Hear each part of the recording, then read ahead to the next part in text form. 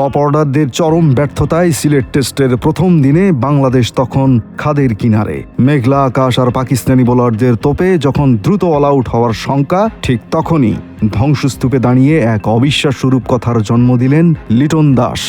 খেললেন ক্যারিয়ারের অন্যতম সেরা এক মাস্টার ক্লাস ইনিংস।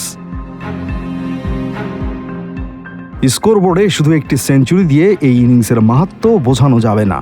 টেইল্যান্ডার তাইজুল ইসলাম, তাসকিন আর শরীফুলকে নিয়ে লিটনের এই লড়াইটা ছিল রীতিমতো বীরত্বপূর্ণ।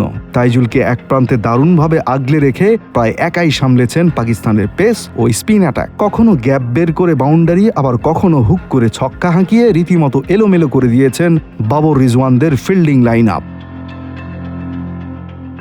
এর আগে রাওয়ালপিন্ডিতে এই পাকিস্তানের বিপক্ষেই 138 রানের মহাকাব্যিক ইনিংস খেলেছিলেন লিটন। তবে সেদিনের চেয়ে আজকের গল্পটা আরও বেশি কঠিন, কারণ আজ লিটন ছিলেন একেবারেই একা। সঙ্গীদের মধ্যে সর্বোচ্চ রান ছিল তাইজুলের, তাও মাত্র 16। 159 বলে লিটনের 126 রানের এই অতি মানবীয় ইনিংসটিকে রমিজ রাজা অভিহিত করেছেন মাস্টার ক্লাস বলে। আরিফিন আল ইমরান, RTNN।